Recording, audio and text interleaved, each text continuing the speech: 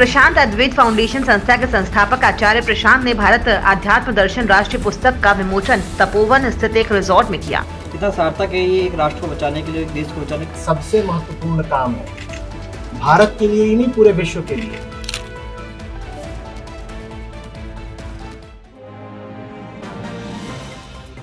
वहीं गीता भवन में 3 दिवसीय आध्यात्मिक शिविर अद्वैत महोत्सव चल रहा है, जिसमें देश भर के विभिन्न क्षेत्रों से लोग हिस्सा ले रहे हैं। कि जो युवा वर्ग है वो सार्थक पुस्तकों से मोह होता जा रहा है। जब आपने पूछा युवाओं के बारे में, हम युवाओं के पास युवाओं की भाषा में जाते हैं। एक रोजमर्रा के ढर्रे में बंधा जीवन जीने के लिए ही पैदा नहीं हुए हैं, हम अपनी ऊंचाइयों को साकार करने के लिए पैदा हुए हैं।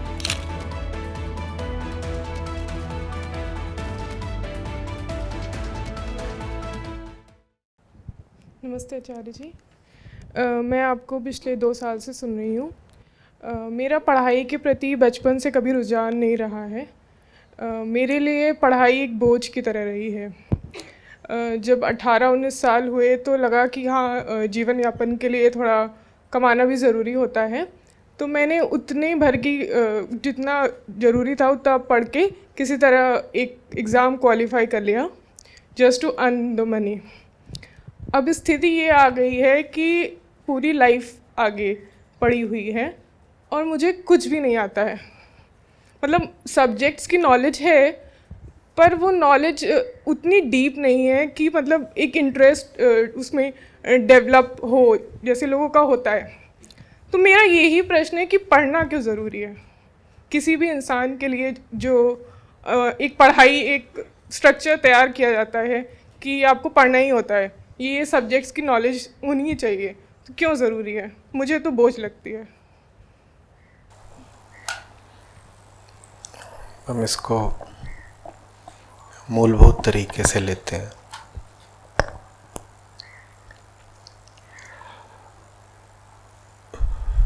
दो होते हैं ना हम, बैठिए। एक तो देह, एक चेतना।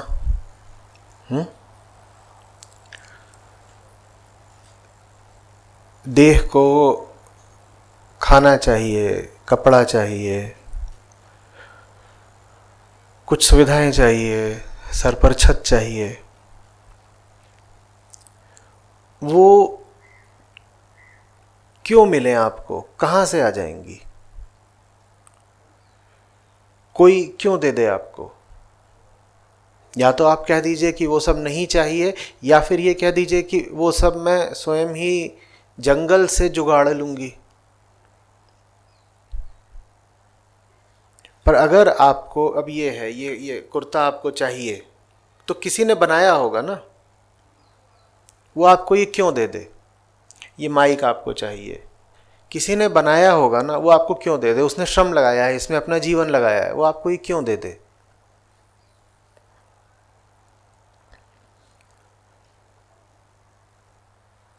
तो या तो हम ऐसे हो जाएं कि हम स्वयं ही ये माइक बना लेंगे, या हम ऐसे हो जाएं कि हमें दिखाई दे कि हमें माइक की ज़रूरत नहीं, तो हम किसी से मांगने ही नहीं जाएंगे, खरीदने ही नहीं जाएंगे। पर अगर हमें ज़रूरत है और हम खुद उसको बना नहीं सकते, तो हमें किसी के पास जाना पड़ेगा। जहाँ हम जाते हैं उसको बाज़ार कहते हैं। बाज़ार में जो कुछ भी है उसको किसी ने अपनी मेहनत से बनाया है। आप बाज़ार में अनाप शनाप चीज़ें न भी खरीदें तो कुछ तो खरीदेंगे। आप अपना अन्न खुद तो उगाते नहीं अब, है ना। कपड़े भी खुद नहीं बुनते, कपास आपने नहीं उगाया, लूम आपने नहीं चलाया, कि फिर जितनी भी डाइंग से लेकर के आगे की प्रक्रिया होती है आपने नहीं करी। लेकिन कपड़े तो आपको पहनने हैं। वो कपड़ा कोई क्यों देगा?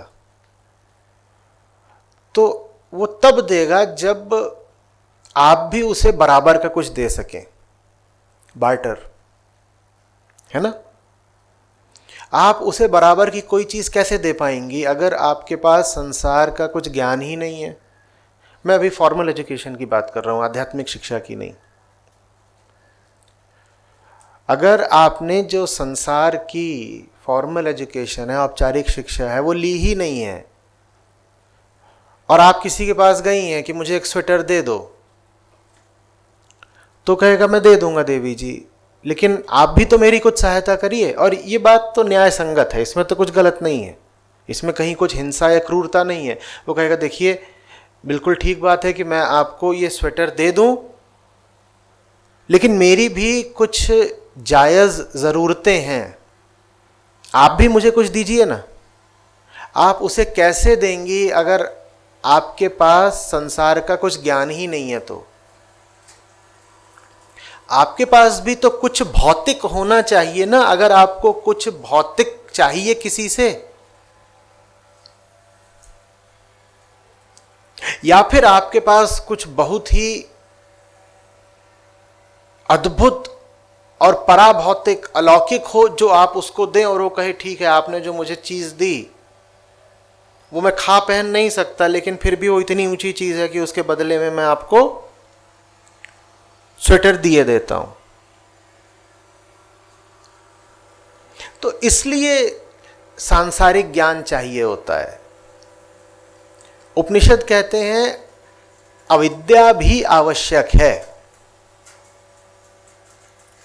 बल्कि वो कहते हैं कि जिनके पास विद्या नहीं होती वो जाकर के अंधे कुएं में गिरते हैं, और फिर जैसे मुस्कुरा करके अगले ही श्लोक में कहते हैं जिनके पास अविद्या नहीं होती वो और ज्यादा गंदे और गहरे कुएं में गिरते हैं। जिनके पास आध्यात्मिक ज्ञान नहीं होता वो गहरे कुएं में गिरते हैं, लेकिन जिनके पास सांसारिक ज्ञान नहीं होता वो और ज्यादा गहरे कुएं में गिरते हैं। वजह यही है, अगर आपके पास अपनी मूलभूत शारीरिक जरूरतों को पूरा करने के लिए भी ज्ञान नहीं होगा तो आप अध्यात्म को ध्यान और समय कैसे दे पाएंगे? अब ये थोड़ी सी तलवार की धार पर चलने वाली बात है। एक और तो आपको सांसारिक ज्ञान इतना होना चाहिए कि आपकी मूलभूत शारीरिक और सामाजिक आवश्यकताएं पूरी होती रहें, ताकि आप जिंदगी में सार्थक ऊंचे उद्देश्य पर अपना समय ध्यान लगा सकें। दूसरी ओर ये भी देखना होता है कि शरीर की मांगें पूरी करने में कहीं हम खप ही न जाएं, यही करते रह गए, पैसा ही कमाते रह गए। जो लोग पैसा ही कमाते रह जाते हैं मैं उनसे कहता हूं जीवन बर्बाद कर रहे हो। जीवन पैसा ही कमाने के लिए नहीं है, कुछ ऊंचा और सार्थक होना चाहिए जीवन में। और जो लोग पैसा एकदम नहीं कमा रहे होते मैं उनसे कहता हूं अगर तुम इतना भी नहीं कमा रहे हो कि स्वावलंबी होकर अपने खर्चे खुद चला सको तो तुम आध्यात्मिक भी नहीं हो पाओगे। जो आर्थिक रूप से गुलाम है वो आंतरिक रूप से मुक्त नहीं हो सकता। समझ रहे? तो ये दोनों चीजों को ध्यान में रखते हुए एक विवेकपूर्ण संतुलन बनाना पड़ता है। मांगे कम रखो, खर्चे कम रखो,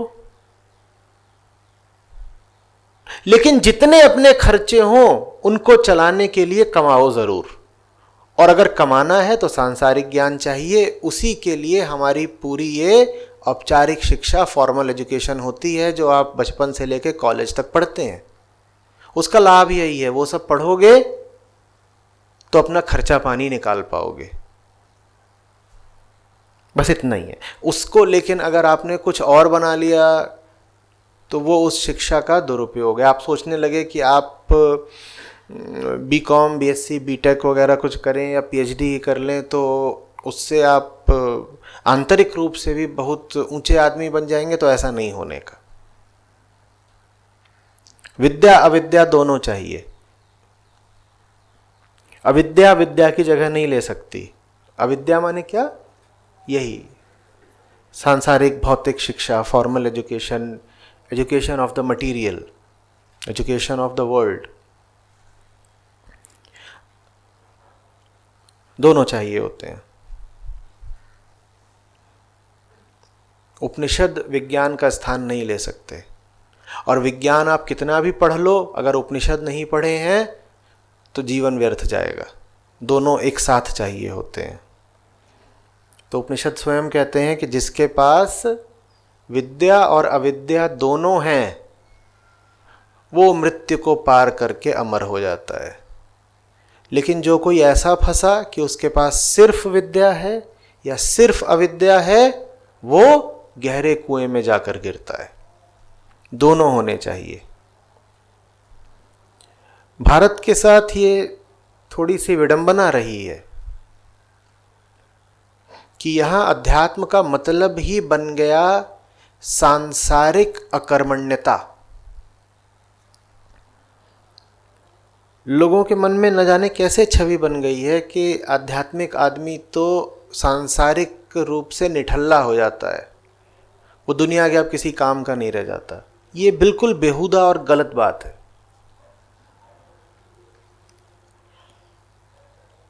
दुनिया में कुछ भी अच्छा अगर आपको करना है तो आपको आध्यात्मिक होना पड़ेगा। किसी भी क्षेत्र में आप कुछ अच्छा करना चाहते हैं तो आपको आध्यात्मिक होना पड़ेगा, चाहे वो विज्ञान का क्षेत्र हो, चिकित्सा का क्षेत्र हो, शिक्षा का क्षेत्र हो, कुछ भी अगर आपको करना है, राजनीति का क्षेत्र हो, न्यायपालिका वकालत का क्षेत्र हो, जितने भी क्षेत्रों में मनुष्य की गतिविधि है, उसमें अगर आपको कुछ अच्छा करना है तो आपको आध्यात्मिक होना ही पड़ेगा। आप एक अच्छे चिकित्सक नहीं हो सकते आध्यात्मिक हुए बिना। आप एक अच्छे न्यायाधीश नहीं हो सकते आध्यात्मिक हुए बिना। आप एक अच्छे राजनेता नहीं हो सकते आध्यात्मिक हुए बिना। आप एक अच्छे इंसान ही नहीं हो सकते आध्यात्मिक हुए बिना।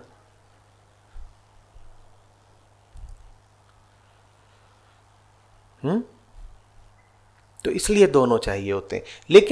लेकिन वही पढ़ाई करो और उतनी ही पढ़ाई करो जितनी अपने जीवन यापन के लिए चाहिए हो। व्यर्थ का सांसारिक ज्ञान दिमाग में भरने से कोई लाभ नहीं होगा।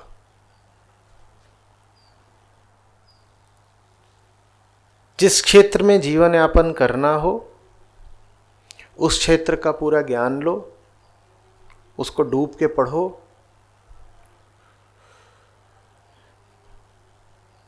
और एक के बाद एक डिग्रियां सिर्फ इसलिए नहीं बटोरते रहो कि ये सम्मान की बात है या इससे कैरियर बन जाएगा।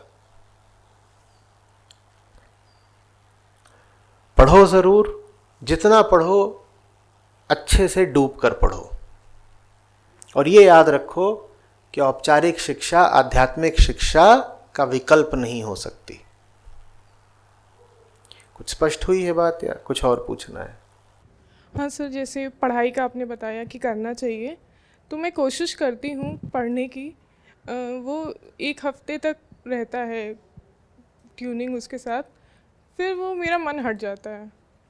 फिर मतलब पता नहीं क्या होता है कि क्वेश्चन सॉल्व हो रहे हैं, समझ में आ रहा है, नंबर आ रहे हैं, पर मन नहीं करता है। वो जो आप क्वेश्चन सॉल्व कर रही हैं उसमें स्वेटर लिखा है कहीं? नहीं। इसीलिए तो वो सवाल पूरा नहीं है ना। उस पूरे सवाल में अंत में ये भी लिखा होना चाहिए, इसी सवाल से स्वेटर मिलेगा। वरना बताओ ना, अगर तुमको वो ज्ञान नहीं है तो तुम्हें कोई स्वेटर क्यों दे? पर स्वेटर तो सर अभी भी हम पहने ही हुए ना। कैसे आया? सर वही मैं कह रही हूँ कि उतना तो मैंने किसी तरह कर ही लिया है। तो अगर उतने में संतोष हो गया है तो आगे मत पढ़ो। सर वही कह रहे हैं कि मतलब आगे की लाइफ क्या ही करेंगे, मतलब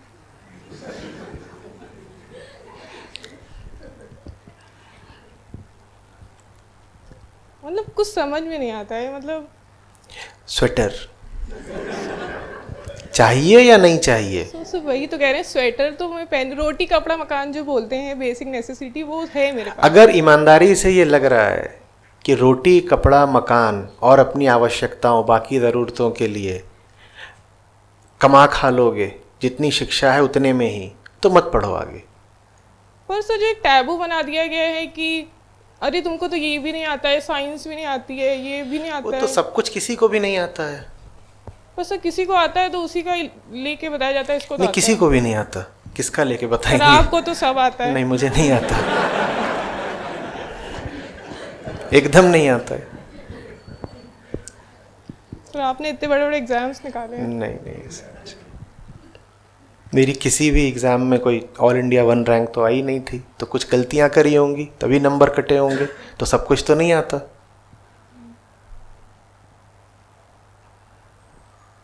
तो वही है कि एक को लगता है कि पढ़ना चाहिए, एक को लगता है नहीं पढ़ना चाहिए, मतलब स्वेटर, तो स्वेटर तो सर पहने हुए हैं। कब तक चलेगा? अगला कहाँ से आएगा? अब आप समझ रहे हैं ना मेरे लिए कितनी मुश्किल है। जो मिंक कोट पहन के घूम रहे हो उनसे मैं बोलता हूं ये तुम क्या जिंदगी बर्बाद कर रहे हो, ये फर का कोट ही खरीदते रह जाओगे। और दूसरी ओर मुझे ये याद दिलाना पड़ता है कि स्वेटर चाहिए है ना, दोनों बातें बोलनी पड़ती हैं। इसीलिए कल उन्होंने पूछा था कि आपकी बातें विरोधाभासी हो जाती हैं कभी बोलते, अब समझ रहे हो क्यों हो जाती हैं?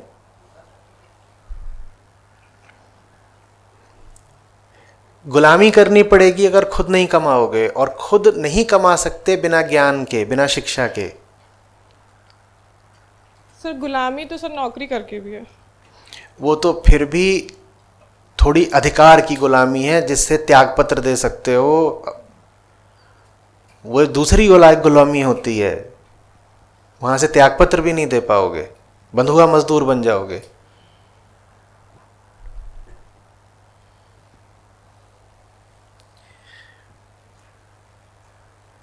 एक तो पढ़ाई की बात आते ही सब रुआ से हो जाते हैं।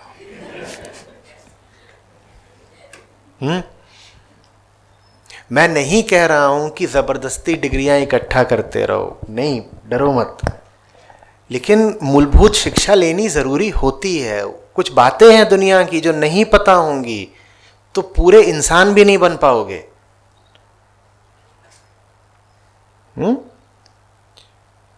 वो बातें पता होनी ज़रूरी है। ये भी मैं जानता हूँ कि हमारी जो स्कूल कॉलेज की जो फॉर्मल एजुकेशन है वो सारी बातें वो नहीं बताती। तो फिर मैं कहता हूँ आपके पास ग्रेजुएशन पोस्ट ग्रेजुएशन सब हो गया है, उसके बाद भी आप स्वाध्याय करते रहिए, सेल्फ एजुकेशन अपने आप पढ़ते रहा करिए। अब तो इंटरनेट है, ओपन सोर्स एजुकेशन है, पढ़ते रहो।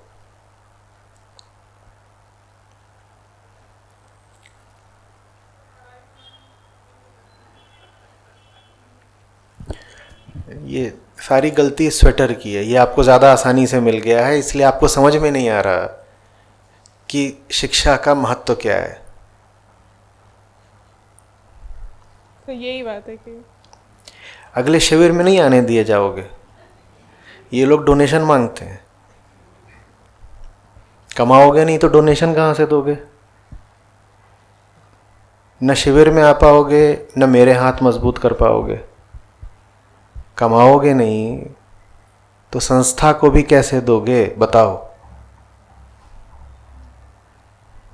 तो वही नौकरी भी करनी है, गुलामी भी रहती है और पैसे भी चाहिए। तो सर देखो, गुलामी तब होती है जब अनाप शनाप और ज़बरदस्ती के कमाने की कोशिश करो। दुनिया इतनी भी बुरी नहीं है कि तुम चाह कर भी कोई अच्छा काम न ढूंढ पाओ, चाहोगी तो मिल जाएगा। गुलामी लालच करवाता है।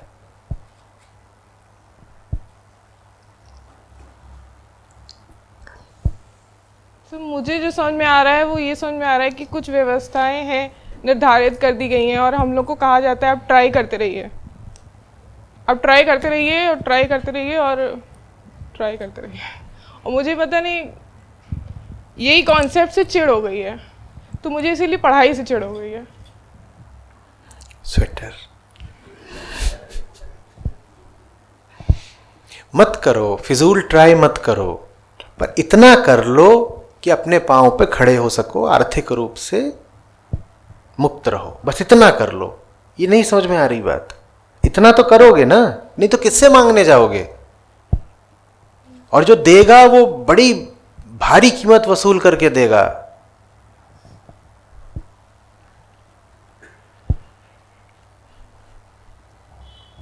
सर इसीलिए नौकरी कर रहे हैं। हाँ, अब ढूंढते रहो और बेहतर चीजें ढूंढते रहो जीवन में, ठीक है? कहीं टिक नहीं जाना, और अच्छा ढूंढो, कोशिश करोगे अच्छा मिल जाएगा। Thank you.